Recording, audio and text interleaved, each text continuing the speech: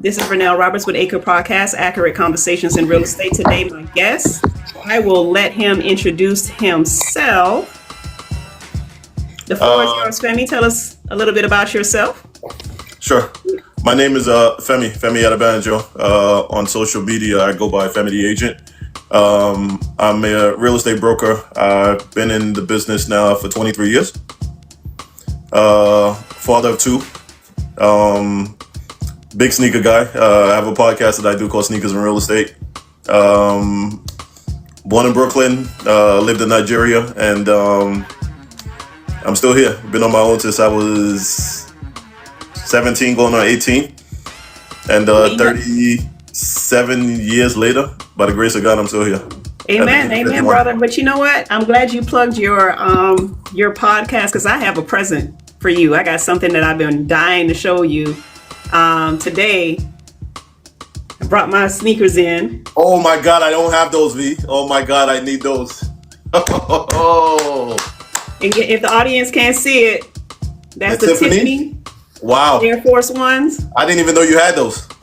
Listen, I had to show you that I'm with it. I'm with the game. That's why I said I was ready to come on your show. Like, I love it. I have a little shoe collection because, I can't really wear heels anymore. Got it. I'm with it. You got a couple of pairs. I like that. I got a couple pairs. Oh, wow. Look at that. The hat. Yeah, plug. The Kobe ones. The Air Force ones. Nice. Justin Timberlake's. I didn't even know Justin had a pair. Yes, he does. I got a couple pairs in here. Okay, see, now I feel bad. I only brought one. I should have brought out my closet. Which one is that? These are the women's, the satin ones, black and gray. Nice. I forgot. I'm drawing a blank. Terrace quads.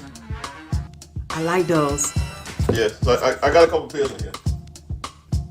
Okay, so I see you have your inventory in your office. So how do you decipher which one you're going to put on for the day, or is that just for show, or what? It's more about how I feel. What I put on. Today I have low tops on to go. We got to stay coordinated. This is the Chinese New Year.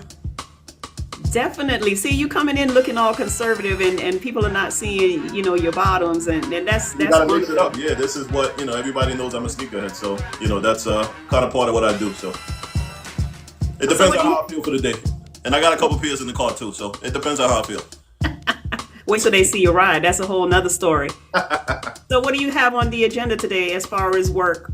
I'm negotiating a offer for a listing that we put up. We did an open house on Saturday. I think we probably had 100 people there. So you guys are still having those long open house lines in New York? We still are.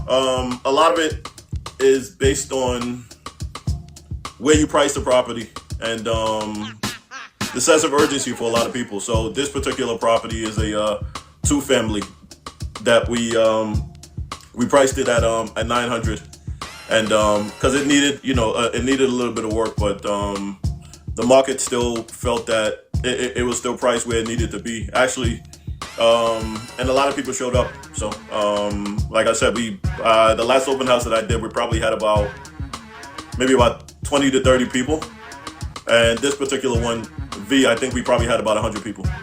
Nice. What part of New York is that? It's in Queens. Queens. And, they call it South Ozone Park in Queens. Okay, so what would be considered the hot spot in New York right now? Because I remember, how we engaged was, I had a referral that I sent Femi in Brooklyn, and that place was crazy. The amount of work that it needed, and this was before COVID, right? Before COVID, yeah.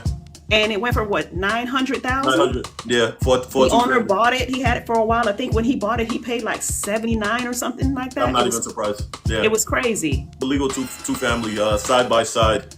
A lot of the regular two families are normally all in one unit. You'll have a first floor, you'll have a second, or maybe a second and a third, and maybe a duplex, and then you'll have a basement. This particular one was two family, but it was side by side, and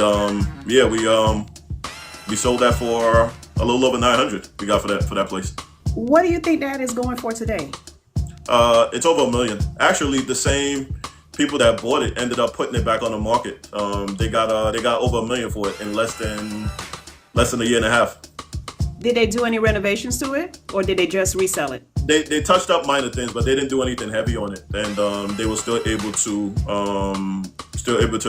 to get some nice appreciation on it in less than 2 years. That's crazy. So it's all about, in our market, it's about I think timing more so than anything else.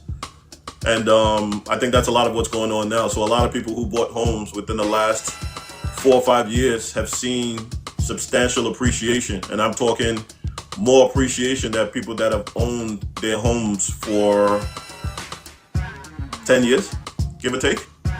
And that's what's been going on in the market in the last 4 or 5 years. The higher interest rates, are they having, it doesn't sound like they're having an adverse effect on the real estate market in New York. Not really, because you have certain parts of the market in New York where it may fall into what they call a census tract. So if it falls into a census tract, you'll qualify for a lower interest rate, depending on which bank you use. So I have one of my preferred lenders that I deal with. So right now the rates are a little over 7%. Okay.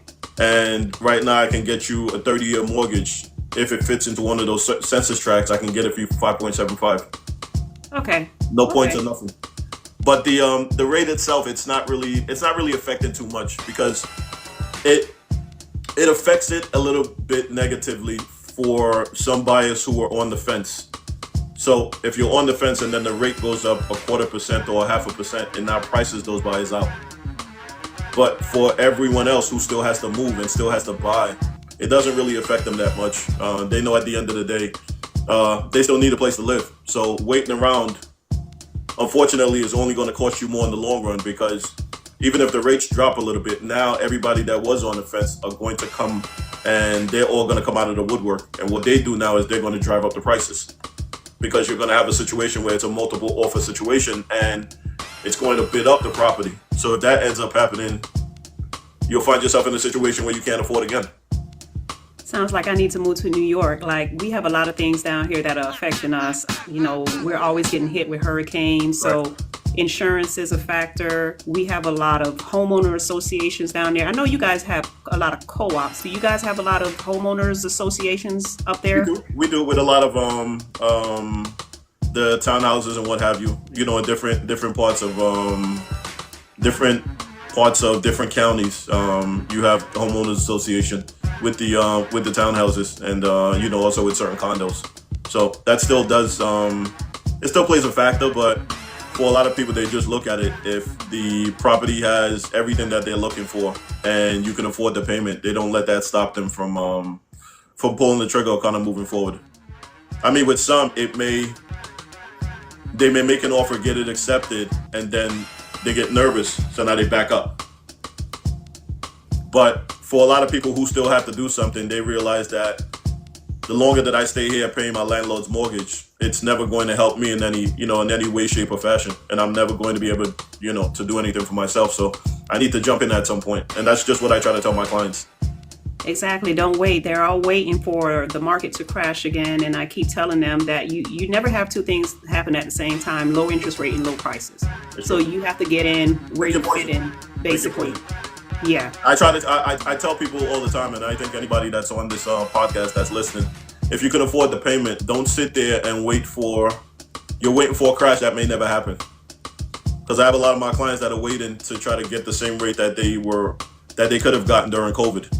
And those rates may never come back ever again.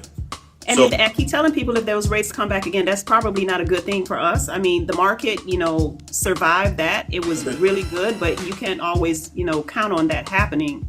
Or they're waiting on those 2005 prices because of the market crash then. Right. Okay. They put the Fed and a lot of the banks have put a lot of things in play to make sure that something like that doesn't happen again. So yes, some people may feel like we need a market correction. So it may correct a little bit, but like I said, it'll correct and come down a little bit. But everybody that's on the fence, it's going to bring them out of the woodwork. So you now have more competition. When you have more competition means more offers. More offers means that somebody who got beat out on 2 or 3 properties is going to say to themselves, you know what, let me put my cards all in and let me just go for the gusto. And that person now brings their offer up past what your cap is, they end up getting a house and you're still on the sideline, still stuck. I think we are seeing a market correction in Florida. There are still some areas, mainly the ones that don't have an association, Right. that are hot.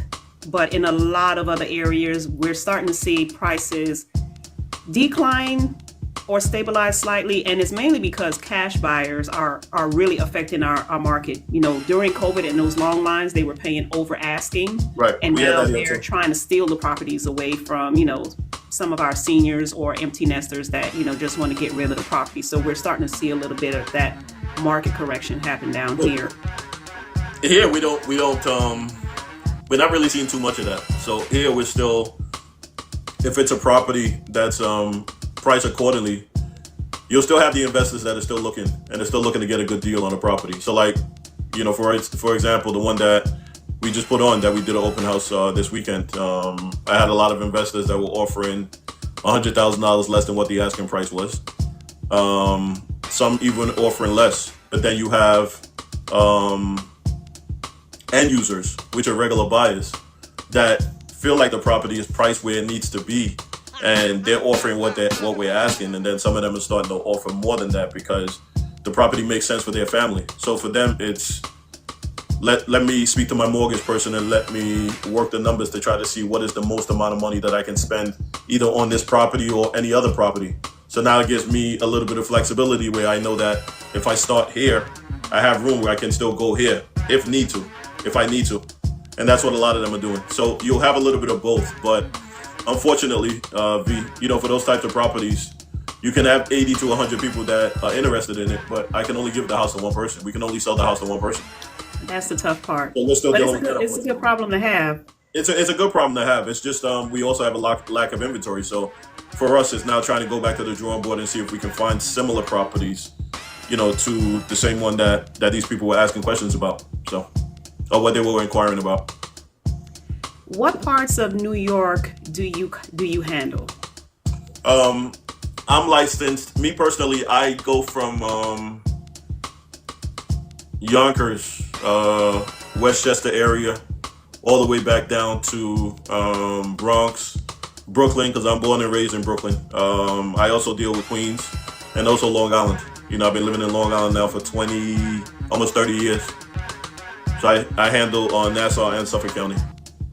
And it's not just myself. I have my son working with me too, who's been licensed now for 3 years, and then I have a few other people that work with me as well. So I move around pretty well, and I've done business in a lot of those different areas. So I'm pretty well versed in a lot of those areas.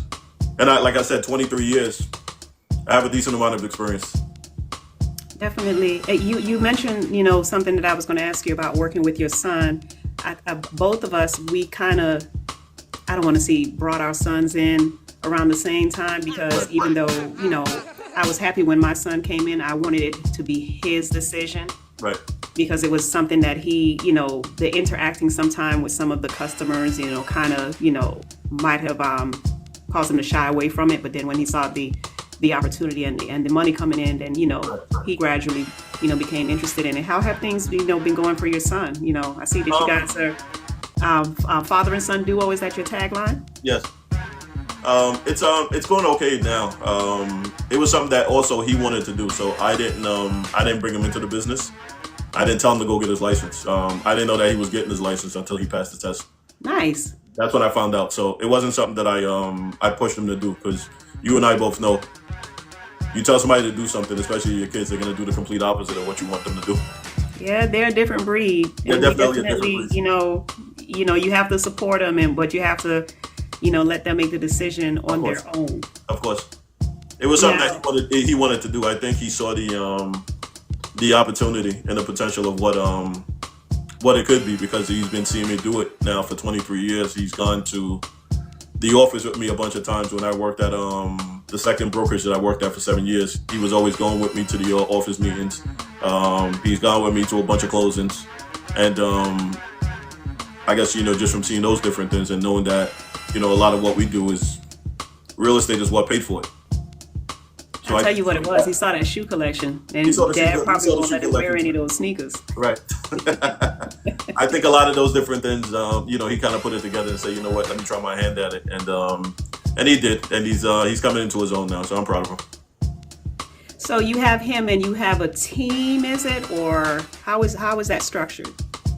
It's myself and him, and then I have virtual assistants that work for me as well. Oh, okay, virtual assistants. Yeah. So I had other people that were working with me on my team, but kind of fell by the wayside. Not the work ethic wasn't really there.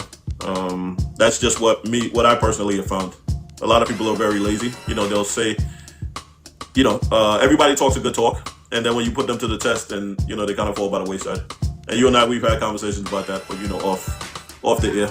Yeah, that's definitely, we're similar in that way. Yeah, they want to make the money. They think it's an easy industry, to work in, but they don't understand the highs and the lows of it. Right. And, when you have the downtime, how you have to invest in yourself in order to sustain a career of over 20 years. Right. Now, you're a broker associate, right? Yes, I am. So explain, what the difference is between, that and a realtor, and what kind of role you play in your office. So for me, being an associate broker, I got my broker's license, I think 3 years into being licensed. So here in New York, you need a certain amount of transactions and a certain amount of hours that you would have had to put in before you can qualify to be a broker. So I was fortunate enough where I did a decent amount of business. So 3 years in, I ended up getting my broker's license, which basically means that if I wanted to go open up my own office, I can at any time. But for me right now, I don't really need it. I have so many other things that I'm doing that having my own office doesn't really, it's not at the top of my list. At some point it was, but if I did it right now, I'd be doing it to feed my ego. Well, that's not the reason why I did it. So no, just for me, like you said, we do it for different reasons. Yeah, for me right now, going into a franchise situation would just be like, that kid moving into a new state and starting a new school. It would just be foreign to me because I've been on my own, so long. And the person that mentored me, he was a top producer for Caldwell Banker. Right. But when I joined him, he was independent. So I, got to see that side of the business, and I just, decided to stay that way. Right. The one thing that I did hear that's very different from Florida is that you guys have to have a certain amount of transactions before you become a broker. Yeah. In Florida, 2 years license, it doesn't matter if you never closed a deal or never did anything. And that's a huge problem down here because you have a lot of people that calling themselves brokers, or even the fact, they can say that they've been in the business 20 years and they probably close 10 deals, right, if that many. Right. So, it's a little bit of a reality TV type of world down here when it comes to some of the agents, which, can be discouraging for a lot of people. It is. I think that they've made it so easy to get into the game, first of all, and then second, like you said, in Florida, to not do any transactions and to be able to be a broker 2 years in. If you haven't done any business, then what's the point of that? Exactly. Personally, like I said, it's no knock on anybody. But if you're not doing any business, having a broker's license or doing some of those different things, it's a disservice to the people that you're doing business for, or to the people that you're supposed to be serving. I personally think it's a disservice. So I agree. It's mainly to feed a lot of egos. Right. Basically, I wish Florida would follow suit because I used to be an appraiser also. Mm-hmm. And to become an appraiser or a supervisor appraiser, you have to present a log of your transactions to the state of Florida. But I don't understand the thought process. They should make it the same way now for also the real estate aspect of it. In a perfect world, it makes total sense. Yeah. Especially since, the real estate division, they're so for protecting the consumer. Right. So an appraiser, their client is really the house. They might interact with, a client if they need access to the property. But if they don't, they go there and they measure the house. They don't, have to ask questions or answer questions. But when you're a real estate agent or a broker, you're dealing with the public, 100% of the time. Right. So it only makes sense. So, makes sense, but to do it the way that they're doing it, I think, like I said, it's a disservice to someone who may go online or is looking to sell their property and is doing some research and bumps into this broker who has a broker's license but hasn't done any business. And now I'm trusting my most valuable asset to you, and you don't have the knowledge or the education to be able to carry me from the beginning to the closing table. What is the point of that? It doesn't make any sense. when I first met Femi, it was, I believe, Facebook.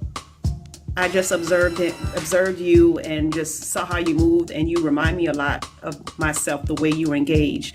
Thank you. You're welcome. How has your online presence helped your business? It has helped because it for a lot of people, it's almost like it does part of the work for you as an individual. And then when they connect with you, some of the things that they see online just kind of come together, as far as them looking at your reviews and also looking at some of the content that you put out to see that you are knowledgeable about what you're talking about when it comes to real estate. So it helps. It kind of helps. It does part of the work for you, because you and I both know whenever you meet people, a lot of them will normally, especially here in New York, everybody usually has a wall up, and you're fighting to try to get that wall down. You're trying to find some sort of a common ground between yourself and the client that you're working with, or that you're looking to do work with. And with the online presence, it does part of the work for you. And now when they meet you, it's hopefully the information that you have online, it kind of matches up with you as an individual. And then you guys can make that, try to find that common ground, and now, actually get that deal done, or, whatever they're looking to do, you can help them out. So, do you find that it's harder to, do real estate these days? Maybe like deal with inspection issues, or stand in line to get that new pair of Jordans. Which one's harder? For you. That's a good question. I would probably still say the real estate, getting the deal done, because you have, I think the standards in certain aspects of it have gotten lower. So when you're trying to fight for a client and you're trying to get the seller to do certain things, the seller may say no to it, or they may say no to it because somebody else may be willing to take that same property with those same issues. So because it's the playing field has gotten so bad sometimes, in a sense, it makes it harder for you to push a narrative, if that makes any sense. Definitely. I I understand. As far as referrals, we are referral partners. In New York, do you still see most of the New Yorkers migrate into a state of Florida, or are you seeing them start to branch off into different areas? They go into a few different areas. You have a lot that are going to Florida. You have some now that are going to Texas. You have some that are going to the Carolinas. And that's a lot of what I'm seeing, that I've been seeing as of late. Because one of my clients that we just sold their house in Queens, they just moved to South Carolina. We have another one that just moved to North Carolina. So yeah, I'm starting to see a lot of that. Back in the day, everybody was going to Florida, but now I think with a lot of things that are going on out there, people are starting to shift areas now, where you hear so much now about Texas, where you didn't hear anything about Texas before. Yeah, listen, a lot of things going on in Florida has me rethinking my whole life too, but I have so much vested, down here that unfortunately, for me, it is what it is. I always say, whenever I retire, I'm going to head further south. I'm going to find me a little beach house go back to the Caribbean and retire that way. But that's the best place to be. I love the Caribbean. I wouldn't want to do it any other way. I mean, I'm a New Yorker by heart, but Yeah. When's the next time you come into Miami? Because I told you, we gotta meet courtside at a Heat or. We definitely need to. I'm not sure when I'm gonna be coming back down there. We usually do either during July 4th or maybe like Memorial Day. But this year there's just so much going on that I don't know. But you know Well, I'll be back down there. You know I love I coming may down there. So I may be in New York in September. I'm working on something now, a little Okay. girls trip with Nice. a couple of my friends. We might, come into the city, check out some plays. nice. So I'll definitely let you know. I don't know if we'll have football season then. Yeah. Yeah, but definitely, So we gotta go catch a game. That's easy. yeah. When my Eagles play, yeah, I'm an Eagles fan. Nice. But Florida. Wow. Okay, that's different. yeah, different. That's a whole story by itself of how I became an Eagles fan.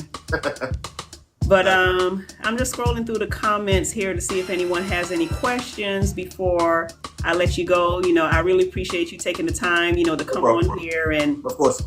talk this talk. Anything for you. And again, if anybody has any questions, the purpose of this is, to educate the audience and, just let you guys know what the trends are in the market. And also if you're thinking about, getting into the business, I believe in open dialogue. I'm a truth teller.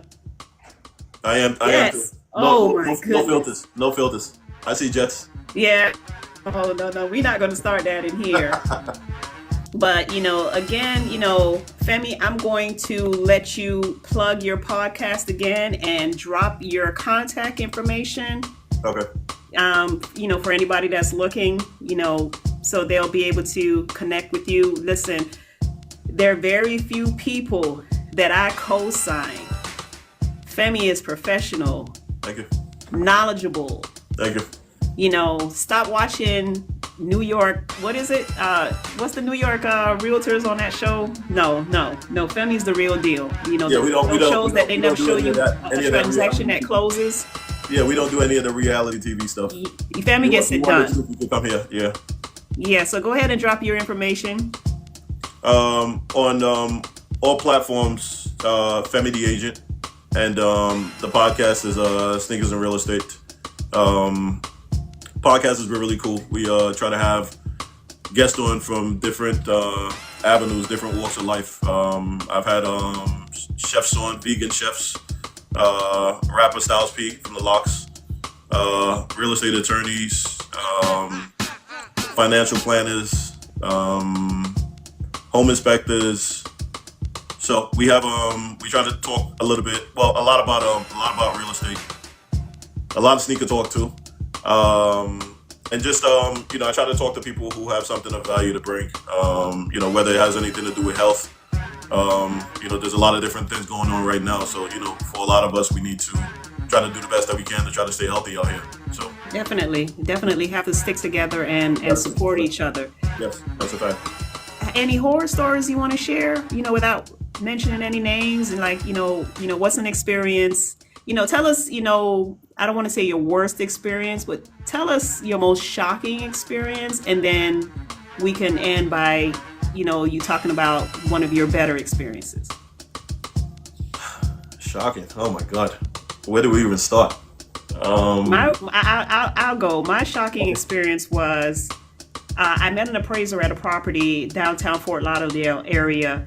It was a fourplex investment property. Mm-hmm. Managing the property, the owner was out of town and he wanted to list the property. To his knowledge, he thought the property had been vacant for some while. This was like in the early 2000s, like right around that time when, you had a lot of short sales. I think I might have a similar story, but go ahead, I'm listening. But that is the reason why I ended up, going to get my concealed weapons permit. Okay. I put the key in the door and I'm trying to get in and I'm pushing the door won't open. And I'm like, me and the little female appraiser, I'm 5'9", she's about 5'4", looking like she's fresh out of high school. We're pushing the door because we're thinking it's jammed. There's a squatter inside on the opposite door. Wow. Pushing the door as we're pushing it. So we just gave it one heave ho and we pushed him. And when we saw this guy in there, the two of us, we ran. Right. Wow. And I called my owner and I said, I thought the property was vacant. He was like, no. He was, very apologetic because, he would never want to send us into that position. Into a situation like that, of course. It scared the heck out of me. And, I remember calling my dad or speaking to my dad around the same time. And he was like, I'm so worried about you as a woman going out there doing these things. And I was like, Dad, I'm thinking about buying a gun. And he was like, That's the best thing I've heard you say. Go get one immediately. Good. And so that was my scariest moment. It causes me definitely to be more, cautious when I'm going into those situations, looking over my shoulders. And if the door doesn't open, I'm not going to literally force the issue. So what was yours? I had one of the listings that I was supposed to sell. So there was some people there that were renting, and they moved out, and it ended up being it was going to be a short sale. So we start the whole process, and now the bank needs to go in there to do a BPO, which is a bank appraisal. This was maybe 2 months later that we were going in. So I'm trying to get into the house and I can't get in. Trying my keys, nothing is working. Banging on the door, and it's supposed to be vacant. Spoke to the seller, let them know what was going on, and we noticed there was some movement upstairs. So call the cops. They came by. We were finally able to get into the house, and the people that were renting, that their lease expired and they vacated, moved back into the house less than 3 months later. And the lady that was living there started giving the cops a hard time. She was like, well, isn't this property in foreclosure? They're like, whether it's in foreclosure or not, the property's on the market and you're not supposed to be here. And she kept mouthing off and mouthing off. She ended up getting locked up for trespassing. I almost got into a fight with the boyfriend. It was a whole big mess. That was one. I had another one where there was a property in Long Island that another agent that I knew was selling, and they couldn't get it sold, and they wanted me to help out. The owner moved from that property, moved to Florida. When I got involved and I go to the house now to try to show it, I noticed that somebody moved in. So knocking on the door, trying to have a conversation with them, and they wanted no part of the conversation. The cops came and they said that the people have been in there for more than 30 days, so now they have squatters' rights. Imagine that. Yeah, the owner now, who lives in Florida, has to file a suit to get them evicted, has to fly back and forth from Florida to Long Island to take these people to court. So we're going back and forth with that because the squatters gave the cops a lease to say that they actually lived in the property. And I'm like, I'm on the phone with the seller. The seller didn't give you a lease. The seller doesn't even know you guys. But back and forth for almost a year. The seller's collected no money. Has to fly back and forth from Florida to New York to go to court. Finally got a motion against them to get them evicted. Now that owner has to pay to put their stuff in storage. The same people who haven't paid them for over a year. When they finally moved out, what was the condition of the place? Did they, because a lot of these people have the nerve to wreck the place after they've been squatting. They trashed it a little bit. They didn't tear the whole thing apart, but they did wreck it. But those things do happen. You see it happen all the time, unfortunately, and that's why you have to try to stay on your grind and stay top of mind and stay on your game when it comes to properties that you own. With having cameras in there, with having the alarm, so this way, if someone does open the door or if something does happen, you can always get an alert about it and you can get ahead of it. Where somebody's only been in there a day or two, if they broke in, you can call the cops and you can have them removed right away. I always say it takes a special person to want to be a landlord, because you can screen a person from A to Z. They can have the best credit, but living with them is a different, experience. And then you have a person that might have some, credit issues, maybe they've gone through a divorce or a reason why they took that hit. And just having that second chance, they'll take care of your property better than, anybody else. So it's just a crazy, crazy, crazy world. So yeah. What's your good situation, something that, makes you happy to do what you're doing? I got a bunch of those stories. That's why you've been in it for over 20 years. That's good. One of my clients was living in a family member's house. And the family member put the house on the market. They wanted to sell it, and they gave, I think it was their sister, less than 60 days to vacate. Someone referred them to me, and they were looking for a place, and we were looking. at a bunch of different places and trying to see if we could find them something to rent. And, I started having a conversation with them to let them know this same amount of money that they're going to spend to rent, they can actually, sounds like they can qualify to buy a home. They were reluctant to it, but they finally did listen. I was able to put them in contact with one of the mortgage guys that I deal with. Was able to get them approved for a mortgage and actually found a property. And we were able to get this done. And I think we might have had a week left, or maybe less than a week before that sister had to be out of the house. So it was, a lot of tears of joy. When stuff like that happens, you get really emotional about it. You try to do your best to remain neutral whenever there's a family situation or whenever there's a family disagreement. And, try to do the best that you can do for whoever you're working with, whether it be that seller or whether it be, whether it be that sister that is living in the property. You do your best to educate people as best as possible and to let them know that things will always be okay as long as you listen and you trust the process. So as long as you do those things, and if you trust and believe, and I know that you're game and you're ready to get this done, I'll drop whatever I have going on to make sure that we lock in and we do what we need to do to get you to the finish line. And we were able to get that done. So that was really cool. That's what it's all about, education, and sometimes you have to be ushered out, to become uncomfortable, to realize that there's a greater opportunity out there, It forces you to do what you know that you should have done all along. And sometimes you need your back to be against the wall for you to really get up and do the things that you need to do. You have some that operate better, under those types of conditions and constraints, and you have some that are kind of fold. I'm one of those people that work best, with my back against the wall. So I call it a little bit of organized chaos. So me too. Yeah. No one knows, my chaos. I have people all the time tell me, Vernell, I don't see how you do it, but there's a method to my madness. There's a method to mine too. So. Mad scientists in this business. Yep. But okay, I won't hold you up any longer. I know you have properties to show and clients to deal with. Always a pleasure. I'm going to wear my sneakers proud. I'm going to show them off again a little bit. Oh my God, I'm so jealous. I don't have a pair of those. Yeah. I gotta talk. We gotta talk. I need your connect, man. I need those. Definitely. I just don't want to pay the price that they're asking right now. Sometimes you just got to treat yourself. That's as a woman, that's easy for me to do. I would have rather somebody else buy them for me, but right? Hey, I take gifts, self gifts, and self love. I do too. Also gifts, bottles, sneakers, money. I take it all.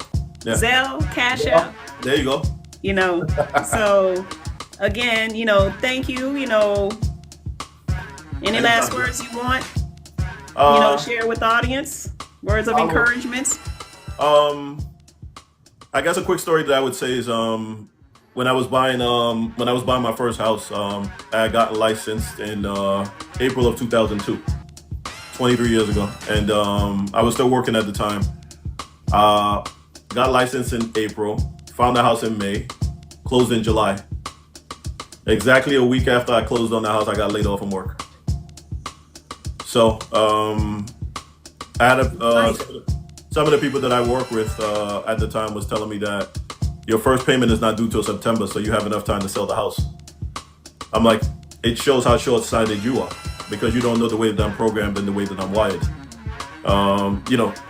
With every single one of us, we're all dealt a bad hand, but it's all in how you handle it that will always, determine the type of individual that you are. So, we kept that house. We were there for 4.5 years before I ended up selling it and moving into a new place. But don't rattle easy.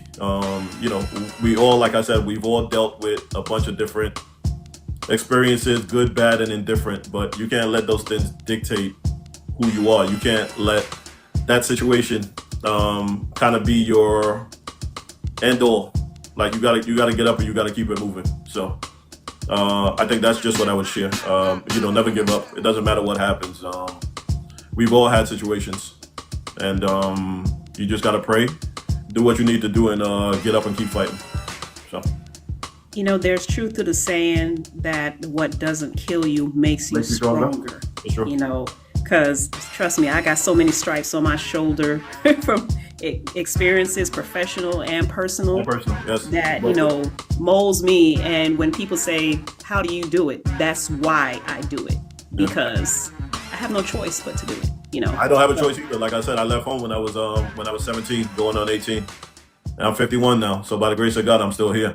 Growing up in Brooklyn, to make it to 21 was a blessing. Yeah, I spent some summers in Brooklyn with some of my cousins, and I saw some things. Yeah. I can but tell you we started they always used to say how Floridians were soft. So having lived here a large part of my life, right, it's a different ball game right now. So Brooklyn might be safer. It might, it might. It's changing. It's been gentrified, so it's not the same Brooklyn. I lived in old That's Brooklyn. a whole different conversation, Sure. that I plan on having, the whole gentrification aspect. Right. So yeah, but again, Meet me again. I'm here. You know that. Thank you so much. You're welcome. Thank you, audience, for tuning in. I hope this conversation was beneficial to you. And again, this is Vernell Roberts, Acre Podcast, Accurate Conversations in Real Estate. And have a great day. And I'll see you guys on the flip side. Stay safe. Thank you, Femi. You're welcome, B.